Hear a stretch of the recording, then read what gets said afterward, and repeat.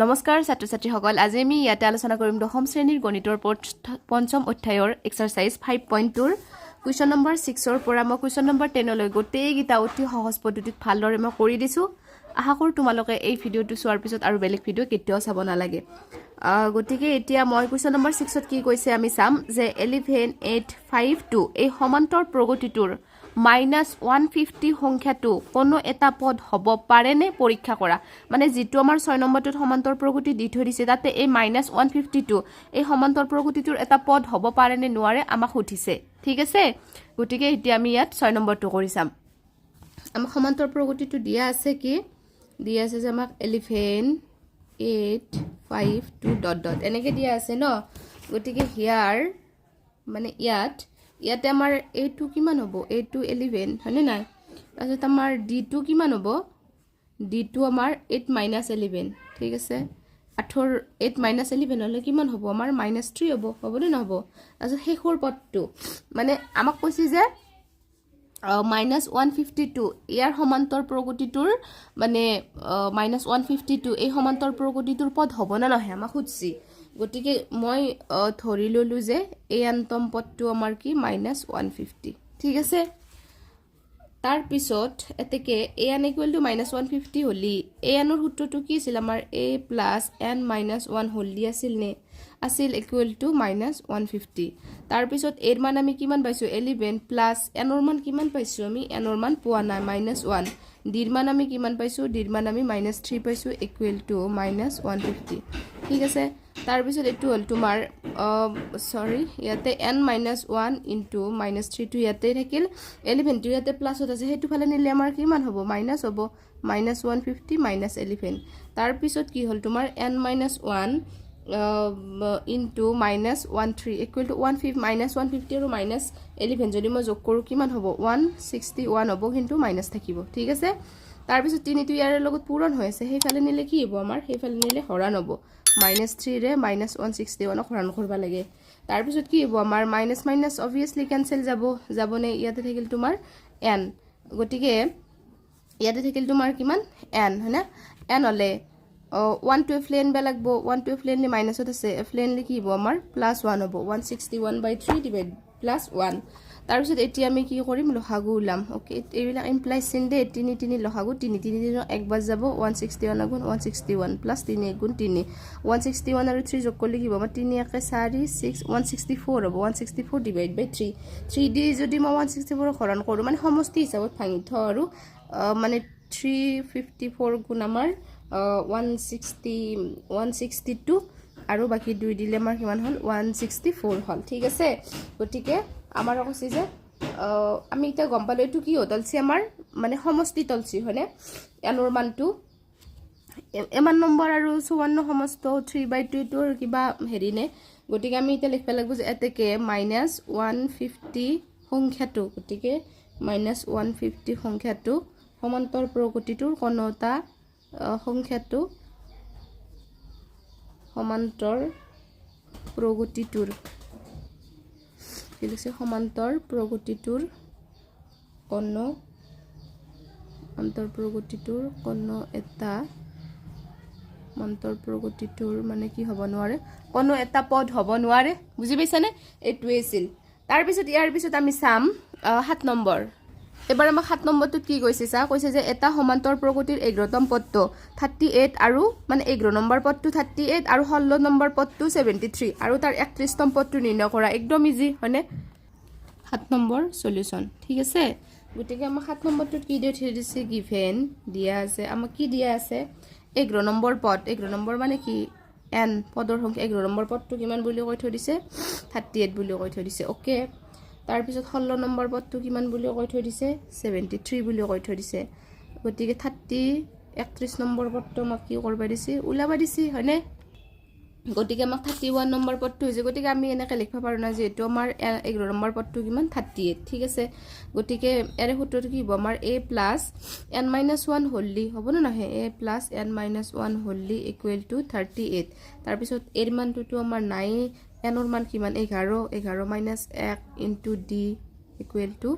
38 हैना তাৰপিছত আমি কি কৰিব পাৰো a প্লাস 11 পৰা 1 গলে কিমান 10 10 দি ইকুৱেল টু 38 হলে তাছ এটো হৈছে তোমাৰ 1 নম্বৰ সমীকৰণ তাৰপিছত আমাক আৰু এটা দিয়া আছে এগেইন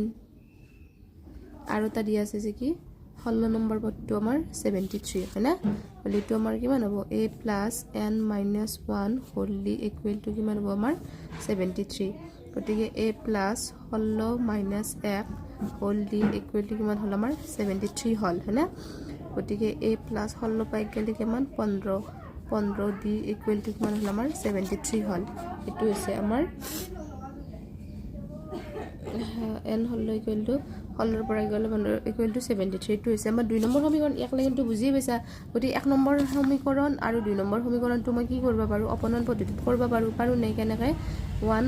- 2 1 - 2 কৰি কেনে মই কি পাওঁ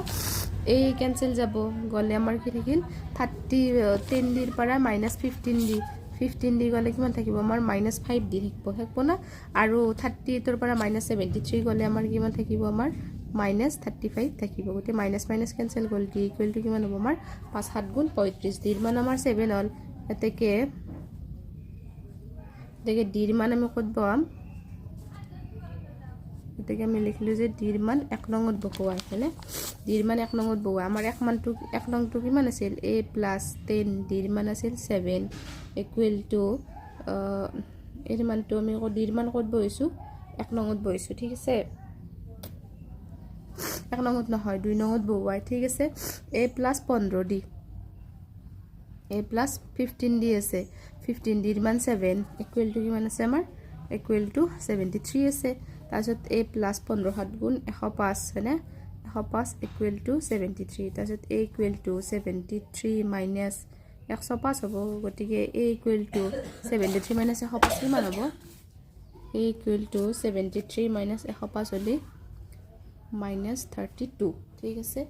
নাও এবাৰ আমাক 31 নম্বৰ পদটো লাগে যেহেতু কাৰণ আমি এৰ মান পালো d ৰ মান পালো গতিকে 31 নম্বৰ পদটো উলাবই পাৰিম a plus n minus 1 whole d to সূত্ৰ হলে এৰ মান আমি কিমান পাইছিলো এৰ মান আমি -32 পাইছিলো হয়নে প্লাস এতে n ৰ মান কিমান 31 minus 1 d ৰ মান আমি কিমান পাইছো d ৰ মান আমি কিমান পাইছো d ৰ মান আমি 7 পাইছো নে নাই গতিকে -32 প্লাস 31 ৰ পৰা 1 গেলি 30 30 7 গুণ কিমান হ'ব 3 7 গুণ 21 0 210 হ'ব গতিকে 210 ৰ পৰা 32 বিয়োগ কৰিলে কিমান হ'ব আমাৰ 178 হ'ব এটো এনসাৰ বুজি পাইছা তোমালোক তাৰ পিছত ইয়াৰ পিছত আমি আলোচনা কৰিম 8 নম্বৰটো আমি কি কৈছে চাও 8 নম্বৰটোত কৈছে যে এটা সমান্তৰ প্ৰগতিত 50টা পদ আছে কেইটা আছে 50টা পদ আছে যাৰ তৃতীয়টো 3 নম্বৰটো 12 আৰু শেষ পদটো 106 29 নং পদটো নিৰ্ণয় কৰা একদম ইজি মানে গম পাইছা না সেম প্ৰসেস গোটেইটা গতিকে আমি 8 নম্বৰটো এটা কৰিম 8 নম্বৰ সলিউশন ঠিক আছে তাৰপিছত আমি 8 নম্বৰটো লিখবা লাগিব যে given দিয়া আছে 3 নম্বৰ পদটো কিমান বুলি কৈছি 12 বুলি কৈছি 50 নম্বৰ পদটো কিমান বুলি কৈছি 106 মানে তাৰ মানে কি শেষ পদটো 106 মানে কি কৈছি যে শেষ পদটো 106 একদম লাষ্টটো 106 তাৰ মানে কি 50 নম্বৰ পদটো 106 হ'ব কে জানানে তাতে পদে আছে 50টা গতিকে এটা দুটা তিনটা চাৰটা পাঁচটা ছয়টা সাতটা দত 50 নম্বৰ পদটো কিমান হ'ব আমাৰ 106 হ'ব কাৰণ 50টা পদ ধৰি বান্ধি থাকা বুলি কৈছে লাষ্ট পদ হলি কোনটো হ'ব 50 নম্বৰ পদটো লাষ্ট পদ হ'ব 50 নম্বৰ শেষটো লাষ্ট হ'ব শেষ পদ কি বুলি কৈছে 106 সেই কাৰণে মই কি লিখিছো ইয়াতে a 50 ইকুৱেল টু 106 এখানেটো বুজি পাইছা তা আমাক উলাবা দিছে কি 29 পদটো আমাৰ কিমান হ'ব আমাক উলাবা দিছে ঠিক আছে তাৰ পিছত এটা আমি লিখাৰ যি এটো 3 নম্বৰ পদটো আমাৰ 12 ঠিক আছে গতিটো আমাৰ কিমান হ'ব a plus n minus 1 whole equal to 12 গতিকে তোমাৰ কিমান হ'ব a plus 3 minus 1 whole equal to 12 a plus 3 পাই গেলি কিমান 2d equal to 12 ঠিক আছে এটো হৈছে আমাৰ 1 নম্বৰ সমীকৰণ তাৰপিছত again a50 equal to 106 তাৰপিছত এটা আহিল আমাৰ a plus n minus 1 whole d equal to 106 তাৰপিছত a plus 50 minus 1 whole d equal to 106 a plus 50 পাই গেলি 49 d equal to 106 ঠিক আছে এটো হৈছে তোমাৰ 2 নম্বৰ সমীকৰণ এতিয়া আমি কি কৰিব পাৰো 1 - 2 কৰিব পাৰো a ক্যান্সেল যাব না 1 - 2 করলে a ক্যান্সেল যাব a ক্যান্সেল গেলি টয়েস দি -49 দি কেমন হ'ব কচোন -47 দিব -47 দি আর 12 - 106 কেমন হ'ব কচোন -94 হ'ব তাৰছত কি হ'ব তোমাৰ মাইনাস ক্যান্সেল যাব হয়না গলে d ইকুয়াল টু 94 ক মই 47 দি হৰণ কৰিব লাগিব 94 ক 47 দি হৰণ কৰলি হয়না হৰণ কৰলি মই d ৰ মানটো কিমান পাম 47 দি 94 কি বাজ যাব 2 বাজ যাব গতি d ৰ মানটো মই কিমান পালো d ৰ মানটো মই 2 পালো এবাৰ d ৰ মানটো মই 1 নংত বহি কেনে চাম মই লিখিম যে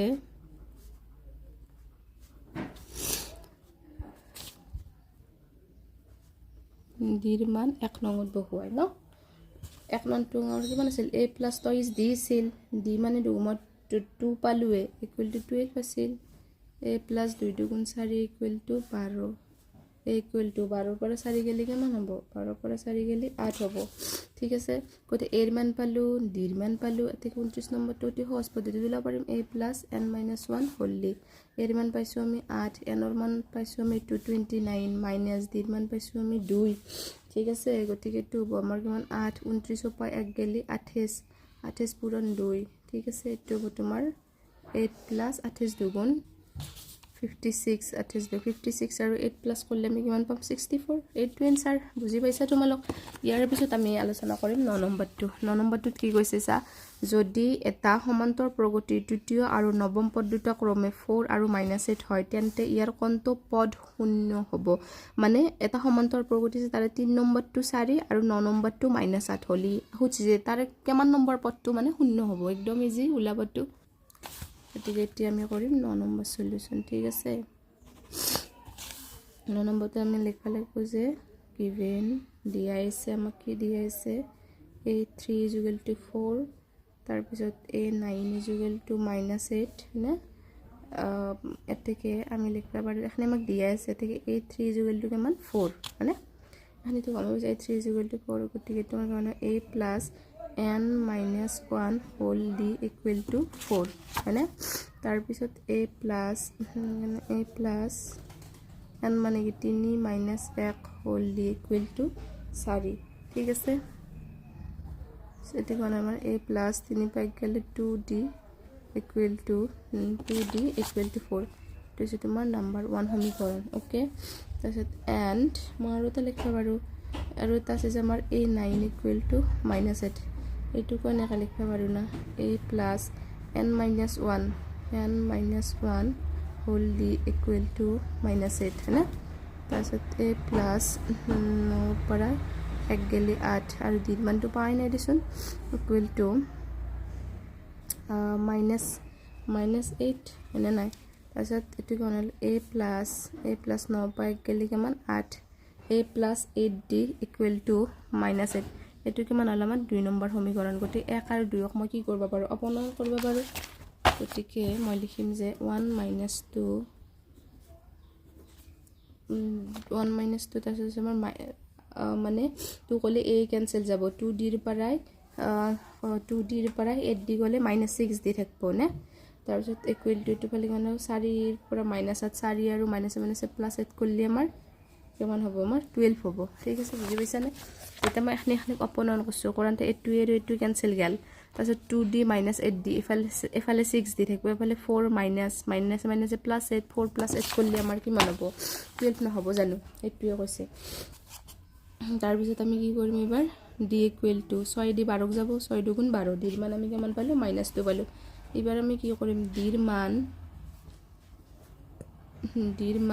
1 নংত মই কি কৰিম d ৰ মান 1 নংত বহুৱাই পাও ঠিক আছে ডিৰ মান 1 নংটো হ'ব 1 নংটো আমাৰ কিমান আছিল a + 2 * -2 a + twice d = 4 আছিল তেতে মই অনলি জাস্ট ডিৰ মানটো পুট কৰি দিছো দে a + -2 * 2 * 4 = 4 গতিকে এইটো 4টো যদি মই ইফালে কনভাৰ্ট কৰি আনো প্লাস হ'ব কিমান হ'ব a = 8 হ'ব তাৰপিছত এবাৰ আমি ধৰি লম যে ধৰল আমাক খুজি না কিমান নম্বৰ পদটো শূন্য হ'ব গতিকে মই ধৰি লম যে ধৰা হল a n তম আমি যেটো ফাইনালি ডি আৰু এৰ মান পাই গেলো গতিকে কেনবে ধৰা হল a n তম পদটো আমাৰ কি হ'ব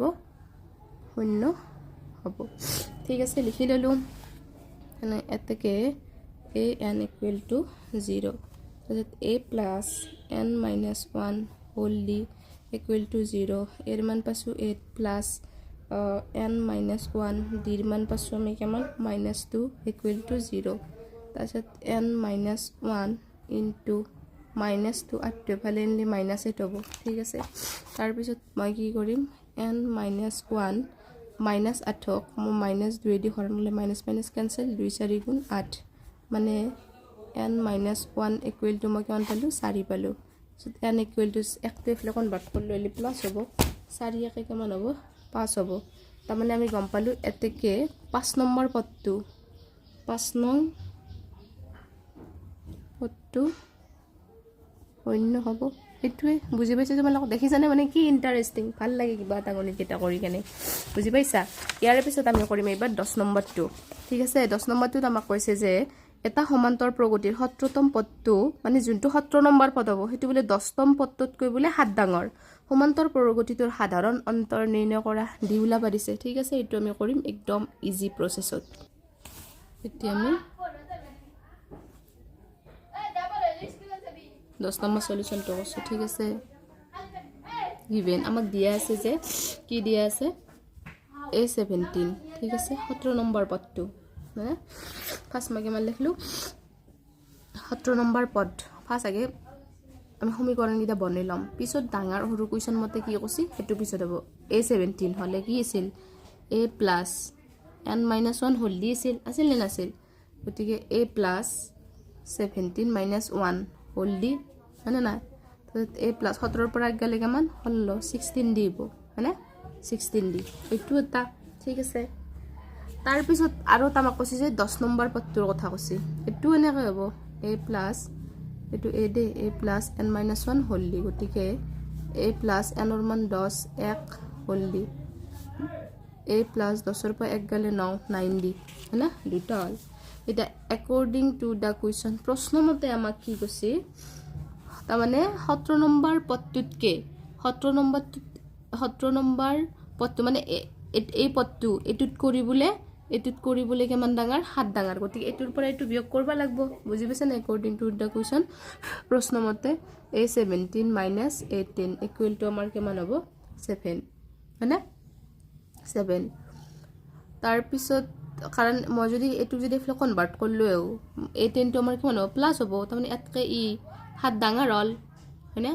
বুজি পাইছা না হেতুৱে 10তম পদটোত কৰি মানে 7 ডাঙৰ তাৰ পিছত এটু এটা আমাৰ আহিল তাৰ পিছত a17 মানে আমি কিমান পাইছো কচোন a + 16 দি পাইছো নে মাইনাস 18 মানে আমি কিমান পাইছো a + 9 দি পাইছো না = 7 তাৰ পিছত এতিয়া আমাৰ কি হ'ব জানা এখানে a + 16 দি মাইনাস a -9 দি = 7 তাৰ পিছত এতিয়া আমাৰ কিমান হ'ব plus a minus a cancel গল হলৰ পৰা 9 দি গলে আমাৰ কিমান থাকিব 7 দি = 7 d = 7 এৰ 7 হৰণ কৰিলে 1 মানে আমি d ৰ মান কিমান পাই গলো 1 পাই গলো এইটো এনসাৰ বুজি পাইছা তোমালোক আশা কৰো ভিডিওটো আজিলৈকে ইমানখিনি আছিল আৰু যদি তোমালোকে বুজি পাইছা তেনে হলে ভিডিওটো লাইক কৰিব আৰু চেনেলটো সাবস্ক্ৰাইব কৰিব থ্যাংক ইউ